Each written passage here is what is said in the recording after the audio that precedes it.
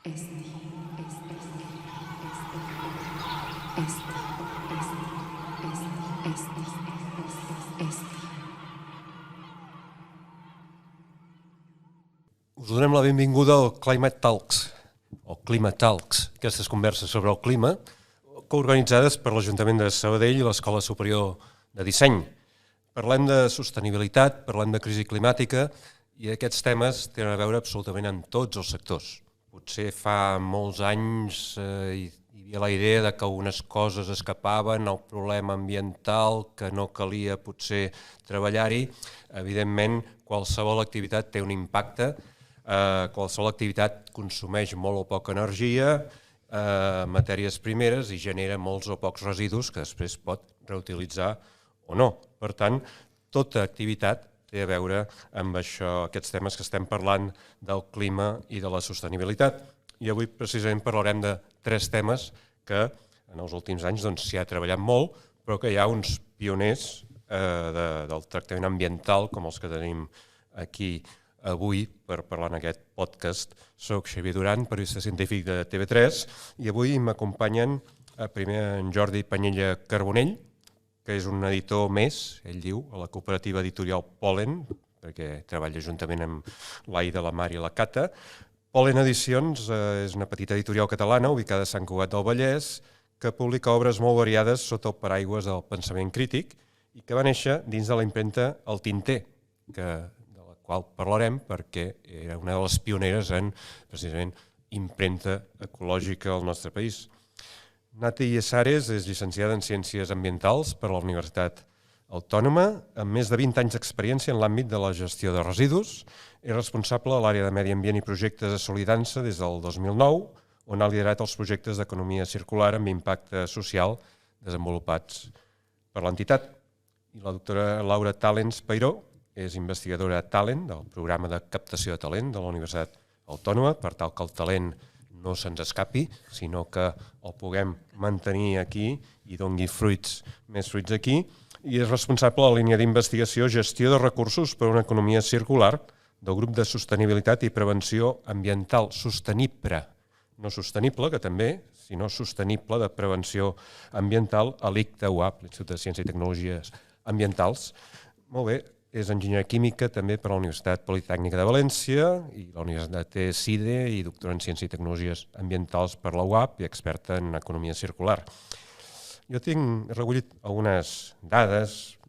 Per exemple, cada any hi ha uns 405 milions de tones de paper i cartró que es produeixen, que signifiquen pràcticament el 13-15% del consum total de fusta i, evidentment, això consumeix també molta energia en l'elaboració, molta aigua i molt producte que després acaba com a residu.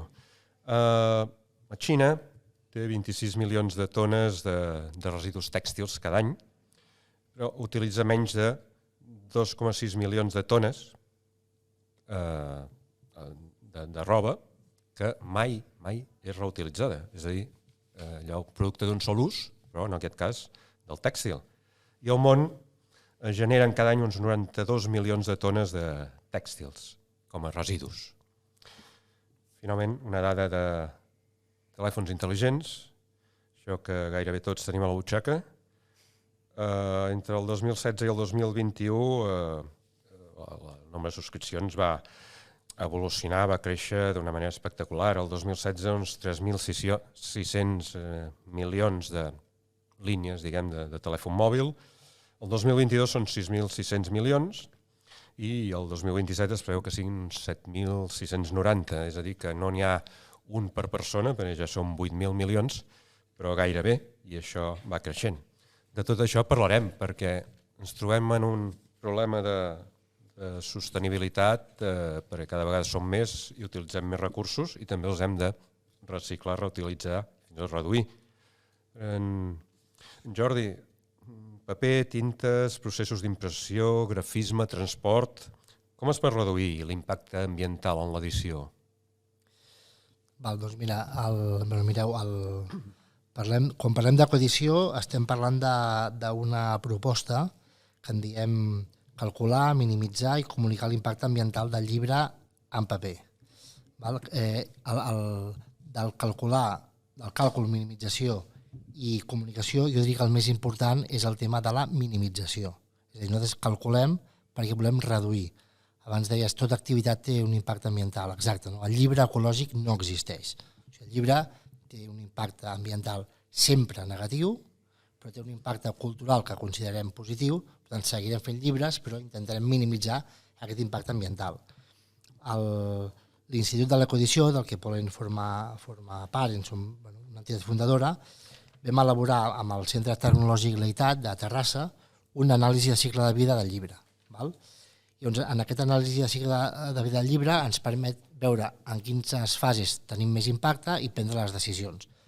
Hem proposat o establert 12 criteris d'ecodició, dels quals n'hi ha 3 que són els fonamentals. Primer és producció local. Producció local què vol dir? Els llibres s'han de produir en el territori de distribució. Val?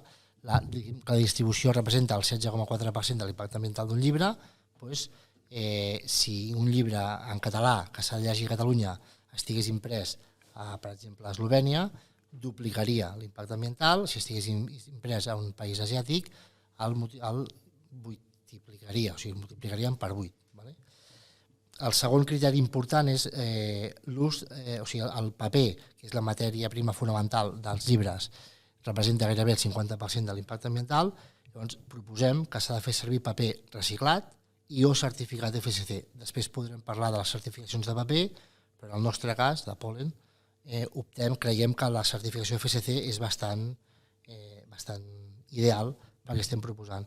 I el tercer punt és el tema del càlcul de la petjada de carboni. No? Com deia abans, el càlcul de la petjada de carboni i comunicació de la petjada de carboni. Com us deia abans, quan fem aquest càlcul no el fem per tenir una xifra, sinó el fem per tenir uns indicadors per saber on ens estem passant i prendre mesures d'estalvi i minimització. Això, en aquesta anàlisi de cicle de vida que vam fer amb l'EITAT, vam generar una calculadora de carboni que és única i específica pel món del llibre i està bé que és de Catalunya i està a disposició de tot el sector editorial. Molt bé, anirem aprofundint en diversos aspectes, però passem al tèxtil. El tèxtil no és només moda, sinó molt més, perquè evidentment vestir-se, abrigar-se, etc., doncs, és una necessitat. Però tampoc la sostenibilitat és una moda, és un concepte que realment és imprescindible aplicar a tot arreu. No? Llavors, perdoneu el joc de paraules fàcil, però centrant-nos en aquest camp, s'ha posat de moda tenir en compte els aspectes de sostenibilitat en el sector de la moda? A veure, la pregunta s'ha posat de moda. Han començat a passar coses, a passar moltes coses. Primer la moda era com una cosa, un ent en si mateix. La moda ja és una cosa molt important per la gent, no sé com et vesteixes, què et poses, què et deixes de posar. Fins que van començar a aparèixer informacions de que les peces de roba que tu portes tenen una gran petjada ecològica i comença a arribar-nos informació d'aquest tema per diverses fonts, Greenpeace, molta literatura també explicant una mica i mesurant els impactes del recorregut, per exemple, d'uns texans, que el cotó es produeix a la Índia, es fila a Pakistan, però després es tinyeix a Turquia i aquest taxà va fent tota aquesta volta i aquest recorregut amb l'impacte ambiental i la petjada ecològica associada, però a més d'aquesta situació que comença a arribar-nos, hi ha aquesta informació i articles i tothom comencem a enterar-nos de que, ostres, què passa aquí, no? També apareixen tots uns temes socials de males condicions laborals sistemàtiques en els llocs on es produeix aquesta roba per el tema de la deslocalització i la gran producció massiva de roba per vestir, sobretot a Europa i als Estats Units, que són els principals consumidors de roba de primera mà i en canvi la resta del món consumeix roba de segona mà heredada dels països rics. Jo vinc de Solidança, nosaltres som una empresa d'inserció que vam néixer reutilitzant residus per crear oportunitats laborals.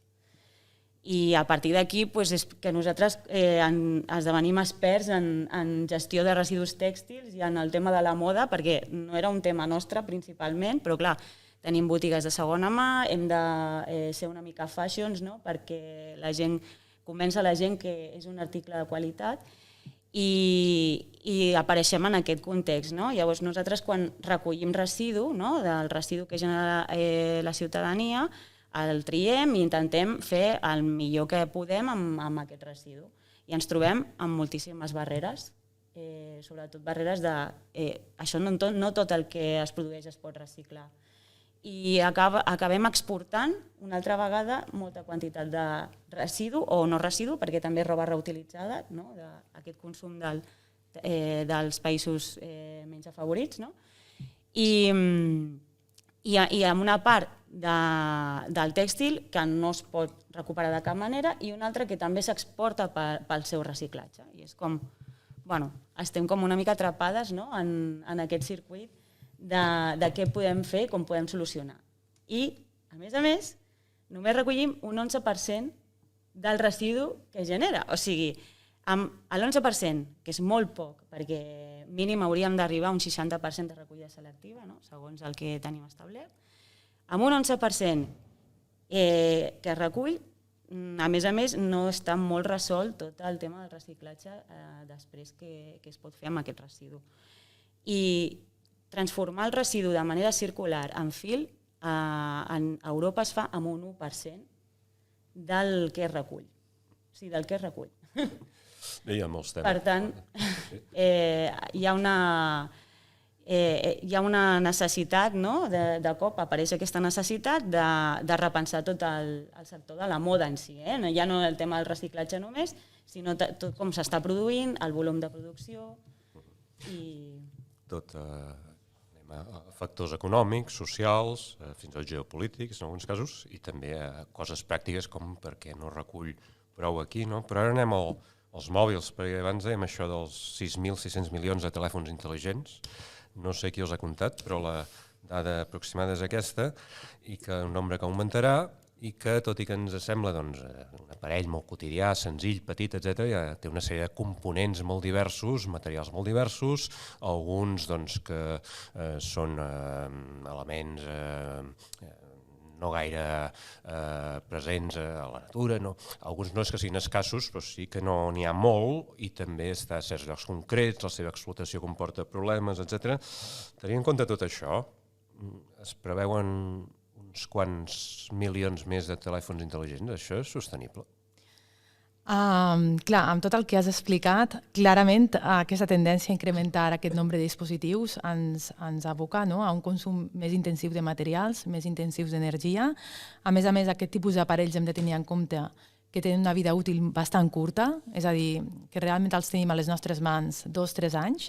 Per tant, això també vol dir que el seu impacte ambiental és rellevant, no? Perquè tenen una vida útil molt curta.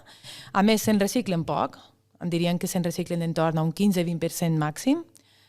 Després també podem parlar que reciclatge actualment, no? Que és el que diem reciclar un telèfon mòbil. Després en podem parlar també sobre això, no? Però en general podem dir que aquesta situació a llarg termini no serà sostenible.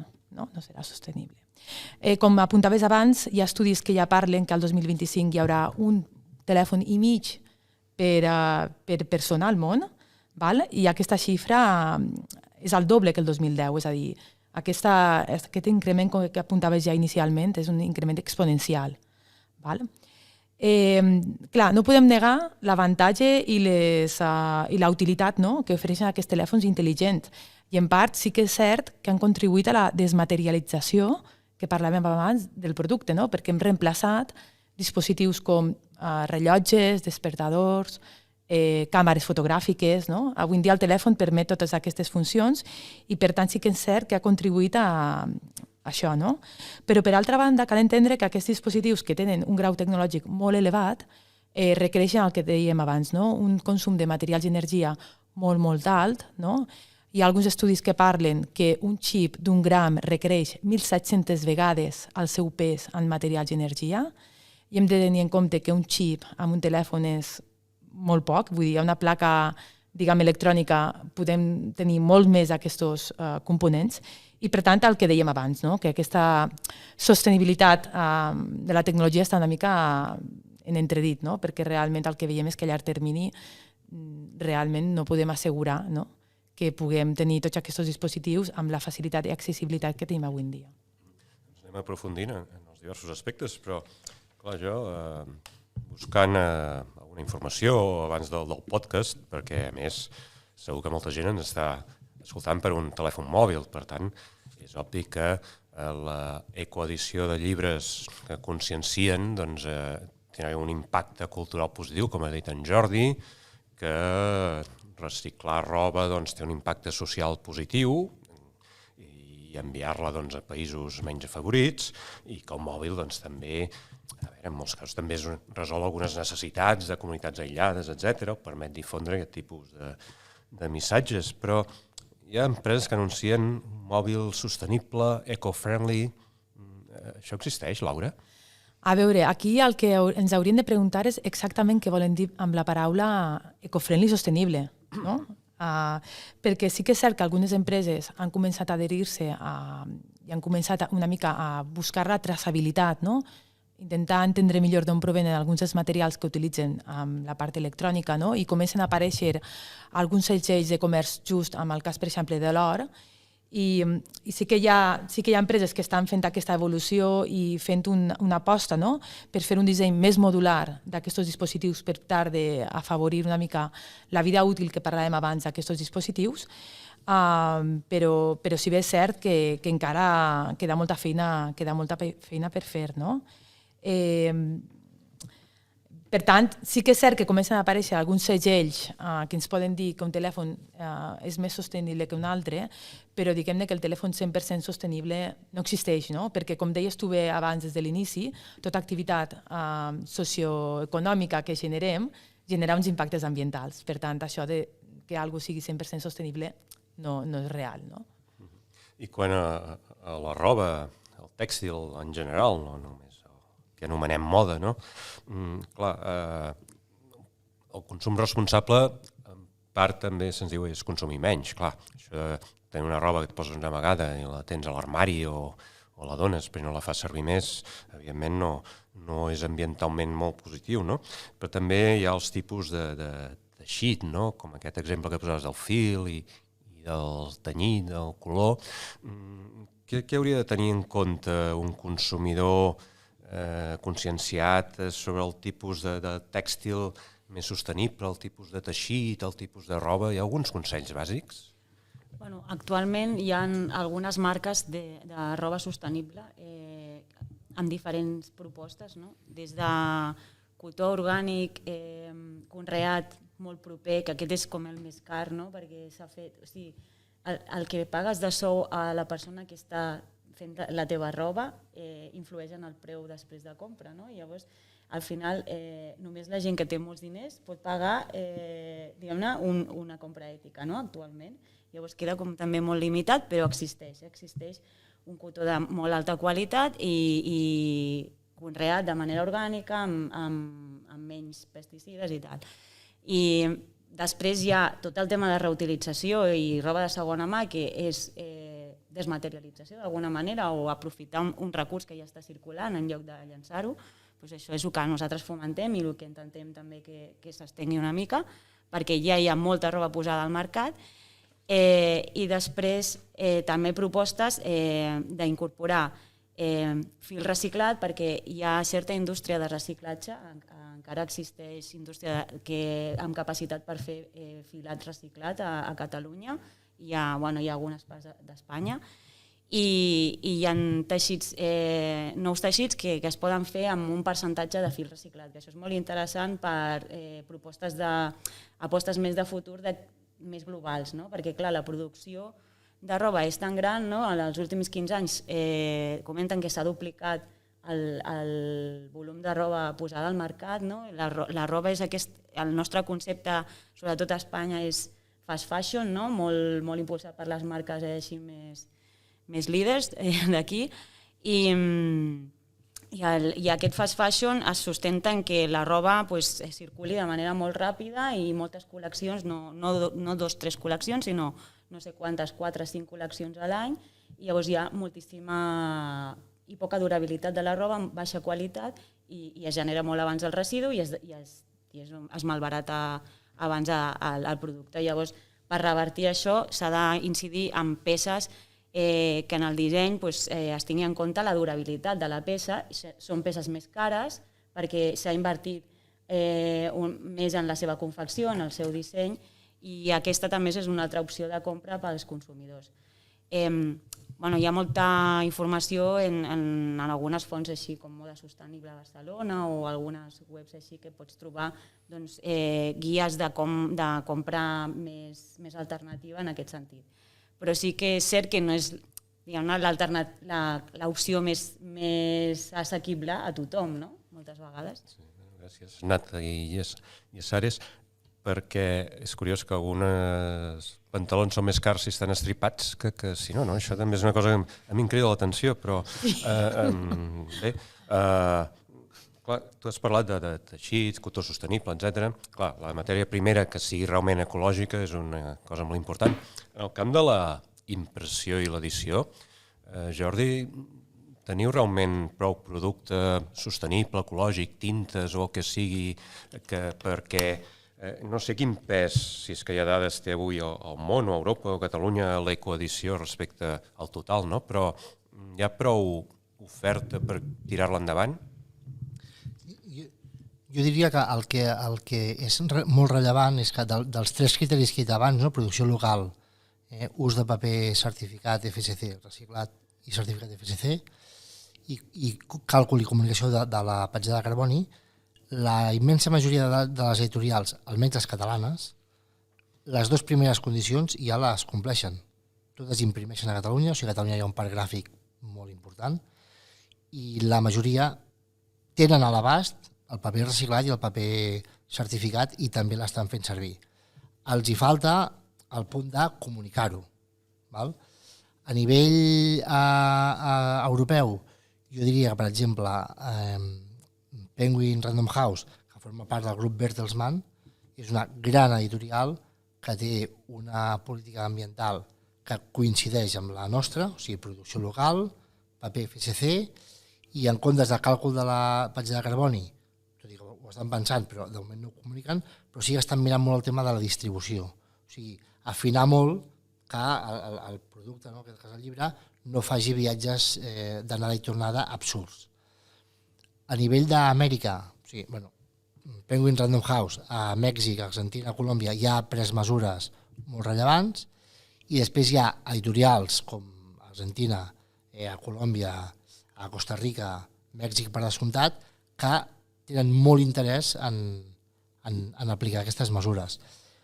Nosaltres sempre diem que l'ecoedició és un consens en el sentit que hi ha moltes maneres de fer bé una mateixa cosa i que depèn del lloc on estiguis del territori. O sigui, nosaltres defensem el paper FSC i molts cops a Amèrica em pregunten però què és millor, FSC o paper local? I dic, per descomptat, és que si no pots tenir paper certificat a Argentina i l'has de portar de Finlàndia, compra el paper a Argentina.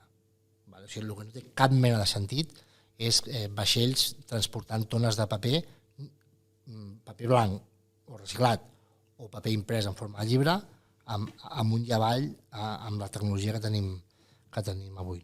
Sí. No, perquè a més això, en tots els àmbits, també de vegades fan uns càlculs bastant curiosos, però hi ha moltes despeses o impactes que no es tenen en compte, no? És allò d'internalitzar, clar, com tu dius, si t'has de portar paper ecològic de Finlàndia a Argentina, més val que no sigui tan ecològic perquè l'empremta serà superior, no? Però aleshores a Catalunya es parla, existeix la idea del llibre de quilòmetre zero, no? Com un menjar de quilòmetre zero i de producció local. Però clar, primer, tenim prou fusta certificada, podem produir prou paper, tintes, etc. Encara que no sigui estrictament quilòmetre zero, però tenint en compte tot el que envolta l'obtenció de materials i la producció, com és aquest quilòmetre zero avui a Catalunya? Sí, o sigui, fins ara existia el segell, existeix encara, el segell de llibre local, era un segell autodeclaratiu, les editorials que utilitzàvem aquest segell comunicàvem que ens comprometem a que el llibre estigui produït en el territori de distribució.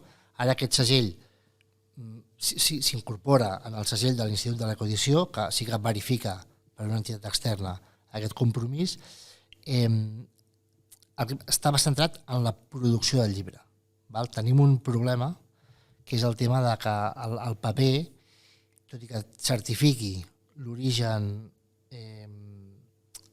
d'una gestió sostenible de la fusta, fins ara FSC no et certifica la procedència, o sigui, el lloc de procedència de la fusta. I per descomptat, Catalunya, tot i que té un parc gràfic molt interessant, no té una indústria paperera forta. Tenim, em sembla que són 200.000 hectàrees certificades FSC a la Garrotxa, és el Parc de les Gavarres, és l'únic bosc, l'única explotació forestal certificada FSC a Catalunya. Per tant, ara molta fusta ens està venint de Galícia i de Finlàndia. A vegades, inclús ve el paper certificat de Finlàndia o d'Àustria. Això és un problema. Però també dic, no ens agobiem. És a dir, volem seguir fent llibres, volem minimitzar els impactes, no deixarem de fer llibres pel fet de que el paper...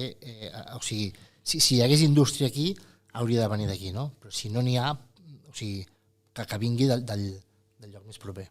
Perquè tot això que veiem és una interrelació de tota la gestió ambiental, per dir-ho així, global, perquè aquí precisament som un país amb boscos que els últims anys no estan prou ben gestionats, però ja no són tan rendibles els productes que se n'extreuen, etc.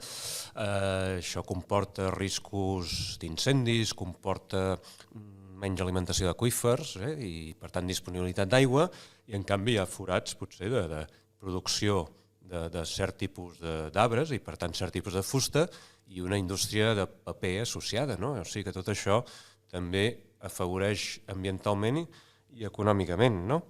I quan, parlant d'economia, hi ha aquestes plataformes en què està molt bé.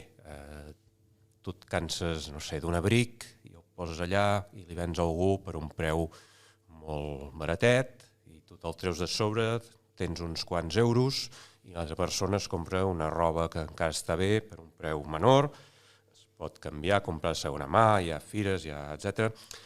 Tot això, que és molt important, ajuda a la sostenibilitat, tenen un impacte social positiu, però també poden tenir un impacte social o econòmic una mica negatiu en alguns sectors. Potser s'ha de mirar com es fa tot això per no perjudicar gent que també viu d'aquesta producció i comerç de roba. Els que viuen sobretot del comerç de roba són multinacionals molt potents que, diguem-ne, que són les que estan marcant una mica les regles del joc de tot plegat, de com està muntat el sistema, la deslocalització de la producció, la venda massiva, i això és una mica incontrolable i és on hem de posar una mica la mirada i on no la ciutadania, que poc podem fer, perquè sí que podem fer aquestes alternatives de reutilització, venda o vintage o el que sigui, penjar la roba i vendre-la o en una botiga de segona mà o directament a algú, però l'impacte real i social i econòmic està en el model industrial que preponderant en el món de la moda. I això només és regulable a través de directrius, directives d'ecodisseny, directives de residus i normativa que apliqui directament al model de producció. Que indústria estableixi criteris d'ecodisseny en els models de producció. Llavors, si estem plantejant aquesta necessitat, crec que el que menys ens ha de preocupar és que sigui competència la reutilització, perquè la reutilització, en el fons, és un percentatge molt petit del global de producció. Nosaltres, la reutilització que aconseguim fer aquí a Catalunya és un 3% de la roba que recollim, que és, i ho fem a través de 13 botigues de segona mà, vull dir que és com un comptagotes, no? La reutilització, perquè tampoc tenim una cultura molt abocada a la reutilització ni a fer servir roba d'una altra persona. Hi ha gent que ara la gent jove comença a fer-ho i de fet si tot es pot posar de moda, no? Es poden posar de moda uns pantalons trencats i vendre's molt cars i es pot posar de moda la roba de segona mà si algun famós agafa i diu mira, que todo me lo compro de segunda mano. Vinga, va, doncs ja, això ja succeeix, no? Vull dir que al final la roba és una de les coses que està més associada a com ens mirem entre nosaltres, al lector o al cantant que segueixes i a tot això, no? Llavors, clar, hi ha una cosa cultural molt associada a l'expressió de la roba que és el que potser podem utilitzar perquè realment la gent comença a reutilitzar una mica més, no? I realment es posi de moda i jo crec que no ens ha de fer patir que això sigui una competència desleal d'alguna manera. Jo crec que és una competència leal perquè estem aprofitant molt un recurs, no l'estem llançant, no l'estem cremant, que és un cost també econòmic i social fer-ho, no? I passant als mòbils, clar, això sí que no... Normalment els mòbils de segona mà, no?, perquè ja resulta que duren, ja es mira que no durin gaires anys, no? I a més, que si ara aquest té més capacitat, que si aquella aplicació no me la puc baixar en el meu mòbil, que si les fotos que fa són fantàstiques, etc. Però clar, hi ha una sèrie d'elements químics i de minerals que s'han d'extreure per les moltes peces que té un mòbil i això, clar, segur que no en som molt conscients, tot i que es va explicant, no? Però hi ha països on això comporta una explotació laboral, fins i tot infantil, un impacte ambiental, fins i tot diners que van a parar a alimentar conflictes armats. Clar, darrere un mòbil realment podem tenir una gran problemàtica geopolítica, no? Sí, efectivament, jo penso que aquesta paraula, no, la geopolítica, és una paraula molt vinculada als telèfons mòbils, però no sols aquest, no? Jo parlaria fins i tot a la tecnologia i fins i tot a altres tipus de matèries primeres, no? Que des de la Comissió se'ls anomena materials fonamentals o materials crítics, se'n parla, no? La Comissió Europea des del 2010 ja va iniciar a desenvolupar alguns tipus d'estudis per entendre quins són els materials que, com tu deies abans, sols es poden trobar a uns països concrets, però a més són molt rellevants per a l'economia europea, no? I parlem, com deia abans, de tecnologia, però també parlem de renovables, per exemple, i se'ls anomena això, materials fonamentals o materials crítics, no? L'exemple que habitualment es fa servir és Xina, no? Xina és un país enormement ric amb molts d'aquests recursos que són claus per a noves tecnologies com els telèfons, però per a les renovables, no? És un país que subministra, per exemple, gairebé el 100% de la producció de terres rares, que són uns tipus d'elements de la taula periòdica com el lantani, el disprosi, el neodimi, etc., que s'utilitzen amb els imants, que utilitzen, per exemple, als auriculars o als micròfons del telèfon mòbil, però també s'utilitzen als imants que van als aerogeneradors de les turbines, que generen tota aquesta energia baixa en carboni, que se'n diu.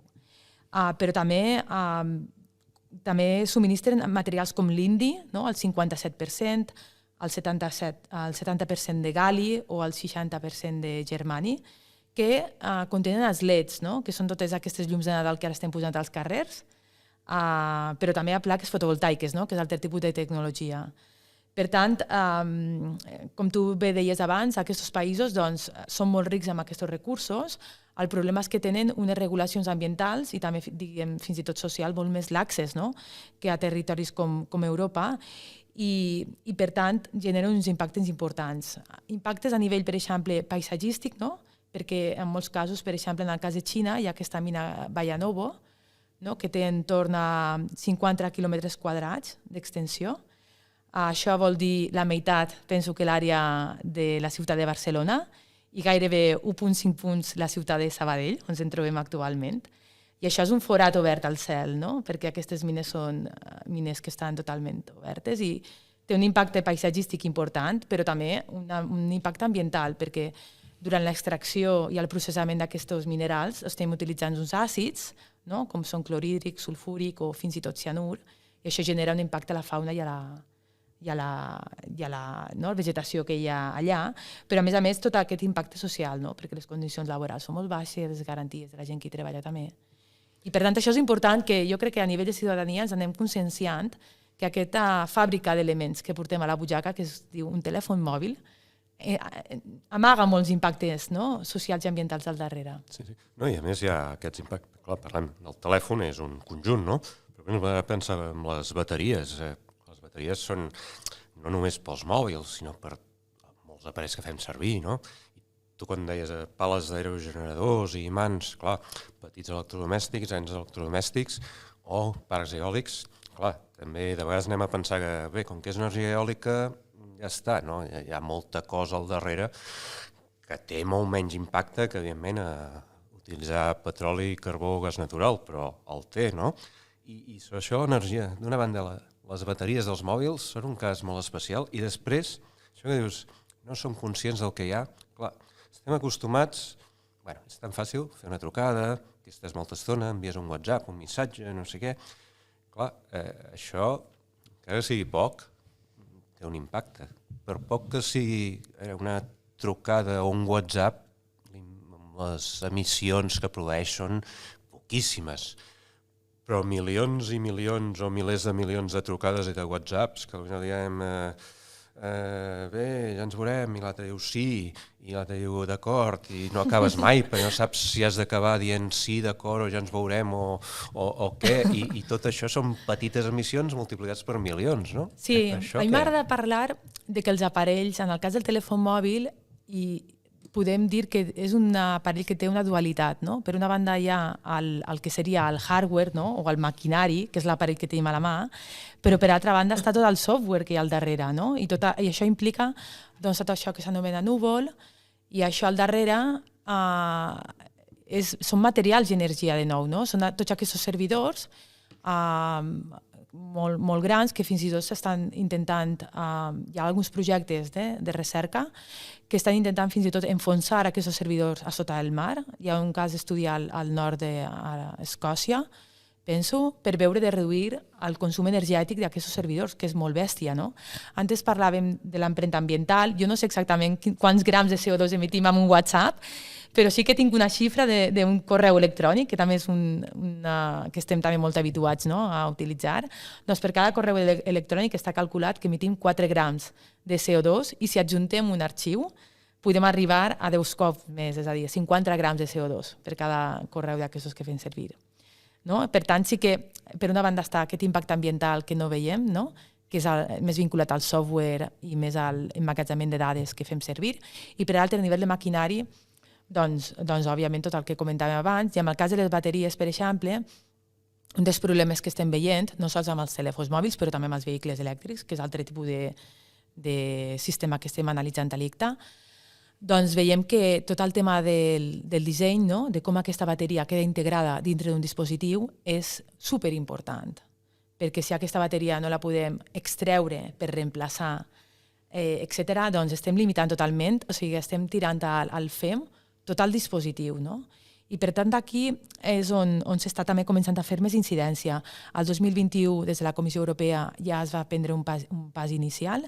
El telèfon mòbil sembla que és un producte que es vol regular a Europa i ja van fer un estudi preparatori per fer una regulació d'ecodisseny el 2021 i és una cosa que encara s'està debatent, però per exemple a nivell de bateria ja se'n parlava, no? De com facilitar informació sobre el consum d'energia a la bateria, els cicles de càrrega i descàrrega de les bateries, el tema de la durabilitat, pensant també en tot el tema, no? Que molts cops els mòbils cauen allà a llocs que no són previstos, no? I per tant després tenim tot el tema de la protecció amb temes d'aigua, no? I tots aquests tipus, i ja s'està fins i tot parlant de dissenyar una etiqueta energètica, no? Similar a aquesta dels frigorífics i als rentavaixelles, que pugui donar informació a l'usuari a l'hora d'adquirir un telèfon mòbil. No? Són temes que encara estan molt en l'aire, penso que ja fa temps que se'n treballa, i veurem què és el que passa, no? Perquè això és una iniciativa de la comissió, com sempre és el Parlament qui després haurà de verificar, votar, etc. I bueno, això és el que hi ha de moment. O sigui que anem, jo penso que mica en mica millorant, però queda molta feina per fer. Queda molta feina i cada vegada menys temps i aleshores està molt bé. El consumidor ha de tenir orientació i com tu dius, clar, se t'espatlla la bateria i has de llançar-ho tot, no? Clar, suposo que moltes empreses, mira el que ha costat això del carregador universal i coses aquestes, no? I llavors, parlant de la roba, que deies, clar, les grans multinacionals, etc., hi ha dues coses. Un, els ciutadans, doncs, aquí reciclem poca roba, o sigui, se'n recull poca. Potser no sé si hi hauria d'haver més anuncis, més contenidors, més hàbits, però també, a veure, que es comprometin les grans empreses i les grans cadenes. Això, realment, la cultura que poden anar inculcant, de moment no sembla que vagi per aquí, no? Majoritàriament, d'educar el consumidor sobre com ha de consumir roba i què ha de fer després, quan se'n cansa, quan ja no li serveix. No, ara no està gaire al seu discurs, però sí que comencen a alinear-se amb discurs d'economia circular, de circularitat en el sector del tèxtil, encara amb una fase de greenwashing, he de dir, però sí que és veritat que s'estan preparant per unes possibles adaptacions del seu model productiu per dos motius. Un, perquè legislativament acabarà tenint una incidència, ja sigui de la directiva d'ecodisseny si s'acaba de conformar o d'altres directives europees que els apliquen més directament. I també perquè al final estem consumint uns recursos que són limitants, no? I hi ha un 65%, em sembla, de la producció de roba està fet amb combustibles fòssils, polièster, i clar, això també té els dies comptats, no? I a part que està associat a més emissions i també això se suposa que ho estem intentant de controlar també des de les directives de medi ambient, no? I en el context actual estan passant moltes coses, no? Vull dir, s'està posant molt el focus des dels legisladors europeus com aquí la transposició de la directiva de residus a la llei espanyola, no? de suelos y contaminados i residus, que el tèxtil està sent un dels residus estratègics a l'hora de fomentar el seu reciclatge i augmentar els percentatges de recollida selectiva. Llavors, a partir del 2025 ja serà obligatori que tots els municipis facin la recollida selectiva, perquè igual com que veieu contenidors posats al carrer, us penseu que la recollida ja existeix i no és competència, fins ara no era competència dels ajuntaments, sinó que era una concessió que ens feien a les entitats socials quasi com una donació, no? I a canvi vull dir, nosaltres ningú ens paga per fer un servei de reciclatge, sinó que nosaltres ho rentabilitzem amb la posterior venda, no? de la roba. Llavors, clar, estàvem treballant amb un percentatge molt petit de recollida selectiva, no? Que s'estan generant uns 26 quilos per habitant i any de residu, només, tèxtil, i s'estan recollint 2, no? De mitjana a Catalunya. Llavors, aquest salt tan gran necessita de certs mecanismes i incentius, no? Per part de Miteco, Agència de Residus i els ajuntaments, que al final són els que tenen la competència final de la recollida selectiva.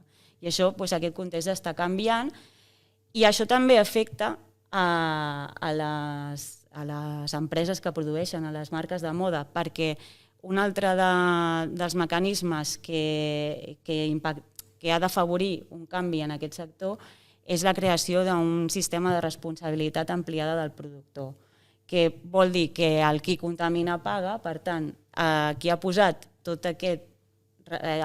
que tot aquest residu es posi al mercat se n'ha de fer responsable del seu reciclatge. Llavors això en la llei de residus també queda contemplat que pel 2025 un sistema que aplicarà al sector tèxtil. O sigui que les marques hauran de buscar un sistema on financiïn el reciclatge que fins ara no se n'han fet càrrec. No? Llavors això també fa que se sentin interpel·lades en la manca de circularitat del seu model de producció, en què la gent està també posant una mica la mirada en què buscant l'etiqueta d'on s'ha produït la teva roba, intentant veure la traçabilitat i que no s'entén com pot ser que em costi 3 euros una samarreta que s'ha fet a la Xina. Doncs és així. Llavors això és com tan inexplicable com que és el que estem també provocant dels impactes ambientals amb els que estem convisquent actualment. I anem veient que sí, que s'avança i amb l'obligatorietat d'expressar uns costos, etc. Clar, el paper sembla més fàcil, dic sembla, no? Però, clar, si comprem un llibre que veiem que té una certificació, clar, n'hi ha de diferents. Què ha de saber el consumidor? I després, tots, encara que el món és tan digital, comprem paper perquè imprimim. Jo diria que s'imprimeix molt més des que el món és tan digital que abans, no? Perquè moltes vegades per comoditat o pel que sigui, doncs imprimim i tenim accés a molta més informació i imprimim molt més. Què ha de mirar un consumidor? I després el llibre, doncs, molts es guarden, d'altres doncs, sí que hi ha un mercat, donacions, segona mà, etc. Està molt bé, i també n'hi haurà que van a parar el contenidor de paper, no? Tot això, des de mirar la certificació a l'hora de comprar fins a què fem quan ja ens n'hem cansat, com ho veus, Jordi?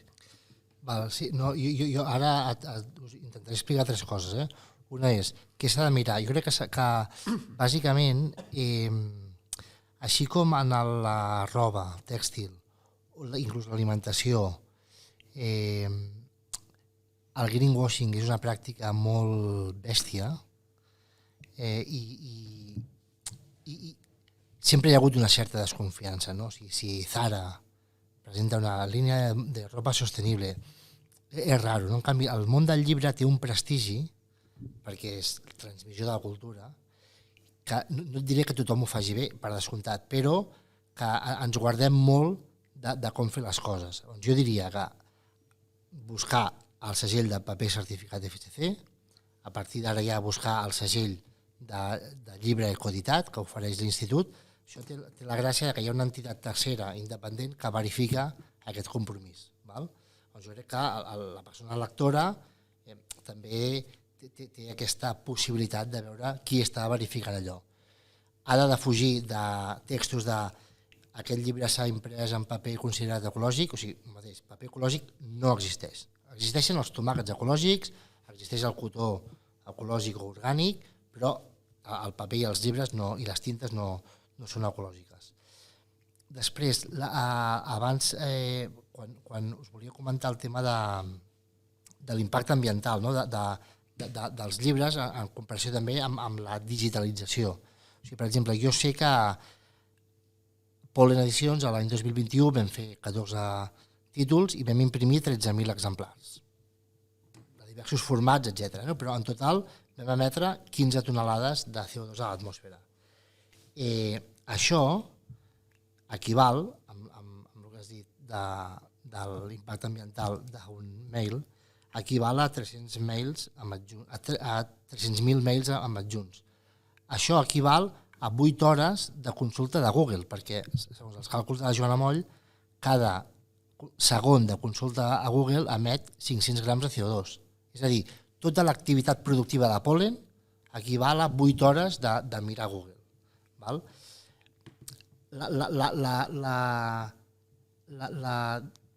El diàleg o la convivència entre el llibre en paper i el llibre en format digital és una convivència, un no substituirà l'altre. L'Umberto Eco ja diu que després de la cullera l'altre invent que no es pot millorar és el llibre, o sigui, és una cosa que està bé i que és molt difícil fer-la millor. Pots fer una altra cosa, no? Pots fer un e-book, pots fer una pel·li, però no pots fer un llibre millor que no sigui de paper. Estem parlant d'un producte 100% reciclable, fonamentalment amb un material d'origen renovable, com és el paper, que és la fusta, i després hi ha això tu, Laura, ho sabràs millor, però hi ha un llibre molt interessant, no? El dia que el mundo deje de comprar. Llavors, diu que per fer un iPhone ell havia rastrejat i participat en 800 empreses de 24 països. Jo, sent molt generós, saps? En plan, la gestoria de la impremta, l'empresa que neteja els pots de tinta de la impremta. No? O sigui, per fer un llibre, sent molt exagerat, me'n surten 30. I totes poden ser del mateix país. No? Vull dir que una persona que llegeix un llibre té dret a saber l'impacte ambiental, i igual que nosaltres calculem, minimitzem i el comuniquem al del llibre en paper, el món digital també l'ha de fer. I l'altra cosa que us volia comentar és la Generalitat de Catalunya, a través del Departament de Cultura, a través de l'Institut Català de l'Empresa Cultural, sempre ajuda al sector de la cultura, en concret al sector del llibre, enfocat a la producció. Val? Tu dius, si fas 10 llibres l'any, 10 títols, tens subvenció. Llavors l'altre, ara han fet un pla de sostenibilitat molt interessant i molt potent, i també parlant amb elles, els hi vam fer una suggerència provocativa, no? Que és, per què no deixeu d'incentivar la producció i incentiveu el decreixement? És a dir, feu un pressupost de carboni. O sigui, una editorial de 4 persones, cada any, com a màxim, pot emetre 15 tones de CO2, o 20, és igual, A partir d'aquí, ja no podeu produir més. Sisplau, deixeu de produir. Llavors, qui ens manté? La renda bàsica cultural. És una provocació, però que l'estan incorporant, perquè realment és molt interessant. I de cara a ajudar la cultura, també les companyies de teatre sempre han d'estar pensant noves obres anuals per entrar a la roda de les subvencions. No, doncs una renda bàsica cultural i creeu el vostre ritme. Bé, surten moltíssimes idees i veiem que sectors diferents que anem interrelacionant, no? Aleshores, vosaltres esteu respectant molt educadament el vostre torn, però podeu interpel·lar, complementar, etc. No? Però pensava ara, en tot això que estem parlant, la roba doncs, sembla un element senzill, però no, perquè a veure, hi ha roba tèrmica, hi ha això que hi ha samarretes tècniques, no? Que absorbeixen més el suor, o sigui, hi ha tota una tecnologia que està molt bé amb unes prestacions, però que clar, també cal mirar a veure com es fa, quin impacte té, com es recicla. Després hi ha els teixits tècnics ja que de fa anys que bé, tant pot ser una vela per una embarcació, no deixa de ser un teixit, o roba de quiròfan, o per bombers, o en fi, teixits per situacions o professions molt especials, no? Clar, tot això se'ns escapa una mica, no? Però potser també és una cosa en el pla més quotidià, això, aquestes samarretes intel·ligents que tenen un sensor o que hi posem no sé quines nanopartícules perquè queden molt boniques, això com es veu? Clar, això a nivell de reciclatge ho complica molt perquè, bueno, clar, el reciclatge del tèxtil existeix, aquí hi ha, sobretot, hi ha bastanta indústria de reciclatge de preconsum, que és la roba abans de posar-la al mercat, els retalls dels tallers de confecció, que és un residu bastant homogeni a nivell de capacitat de ser reciclat, i després hi ha una part molt difícil o més difícil de reciclar i amb la que estem aquí tots una mica, el sector així de residus una mica més preocupat, és el de postconsum, o sigui, el que ens arriba a les plantes, el triem i aquí hi ha una barreja, no? Clar, el que és més difícil de moment de reciclar és justament tota la part més sintètica, fibres barrejades, amb decoracions, amb llumetes, tot això són impropis. Per entrar en un procés de reciclatge, tot això s'ha de treure. De moment es treu pràcticament manualment i el que es fa és tallar la part que té l'impropi i s'aprofita l'altra, perquè tampoc encara no hi ha molta tecnologia desenvolupada per fer tota aquesta feina, no? I a més, les composicions compliquen molt el procés de fer un fil nou. Sí que és veritat que hi ha algunes empreses que s'han especialitzat, com Filatures Arnau, per exemple, és una empresa que s'ha especialitzat justament en reciclar per fer fibres tècniques. Però són una empresa hiperespecialitzada i que crec que no tenen ni competència ni aquí i no sé si molta a Europa, perquè hi ha molt poques empreses que facin això. Hi ha molt poques empreses que facin això perquè tampoc hi ha molt mercat per després col·locar les peces reciclades, perquè clar, el reciclatge fet aquí també té uns costos que no és el mateix que si el reciclatge es fa a Pakistan o es fa a la Índia. Això també és una altra barrera que té el fet de poder fer més circular el procés de recuperació del fil, no? I això, doncs, clar, si una empresa que produeix roba o que fabrica roba no està obligada a comprar a produir la roba amb fil reciclat, primer pas, i a més, si és fil reciclat, no està obligada a que sigui circular i de quilòmetre zero, doncs és més fàcil que se'n vagi a comprar el que sigui més econòmic, que es fa a la Xina. I Xina ja ha començat a fer també fil reciclat amb cotó i a demanar cotó de tot arreu perquè li arribi ja i començar també a tenir aquesta venda de roba circular, també des del seu país. Vull dir, és un tema també econòmic, una barrera important a nivell econòmic el fet de poder reciclar segons quins fils. Però també hi ha una dificultat tècnica amb tot el que són barreges, fibres sintètiques. Per això, quan parlem de quins són els millors teixits a l'hora de comprar, que siguin monomaterials, la roba que compris, que sigui de fibres naturals, cotó, lli, llana, amb les menors barreges i tintats possibles, que els tints siguin naturals. Vull dir, hi ha una sèrie d'opcions que les has de buscar molt en el mercat. Hi ha qui ho fa, però de manera molt minoritària. També hi ha un recurs no renovable, que és el temps, i se'ns està acabant, malauradament, perquè això podríem seguir parlant moltíssim. Laura, a veure si molt breument aquí moltes vegades carreguem la culpa o l'acció en el consumidor, no? Clar, aleshores l'ecodisseny en mòbils, clar, és vital, perquè amb tants components reciclar és dificilíssim. Si partim d'un disseny que ho faciliti, seria més fàcil, no? Sí, i tant. A mi m'agrada sempre, nosaltres al grup de recerca i als estudis que fem, sempre apliquem aquesta visió holística sobre els productes.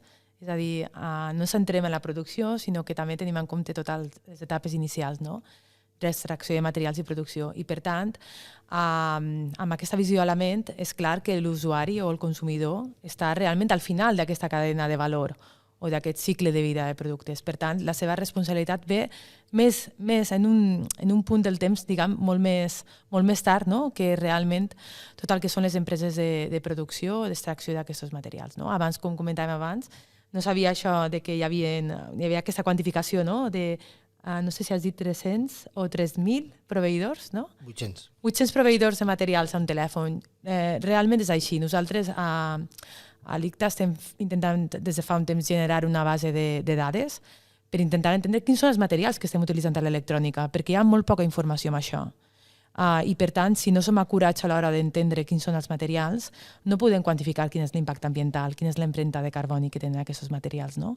I és un esforç que és bastant complicat perquè la cadena de valor és molt llarga, els telèfons es fan en un lloc, es produeixen en un altre, i per tant hi ha molta feina, com deia abans, per fer i continuarem. Sí, perquè la voluntat que tenim amb aquests podcasts és explicar problemes i impacte ambiental n'hi ha tot arreu, solucions més fàcils o més complexes també n'hi ha, per la gran majoria dels problemes i en la gran majoria dels camps. Alguns des de fa molts anys, d'altres des de fa menys, alguns impliquen producció local, d'altres multinacionals, d'altres un producte que prolifera des de fa pocs anys i proliferarà molt més, però es tracta, doncs, no de viure amb menys prestacions i viure pitjor, sinó de viure diferent per tal que tots puguem viure, no? I aquest és l'objectiu també d'aquests podcasts. Moltes gràcies, Jordi Panyella, Nati Llaçares, Laura Talens, per haver-nos parlat d'aquests 3 sectors tan diferents i seguirem treballant cadascú des del seu camp per la sostenibilitat. Moltes gràcies. Gràcies. Moltes gràcies a vosaltres per convidar-nos.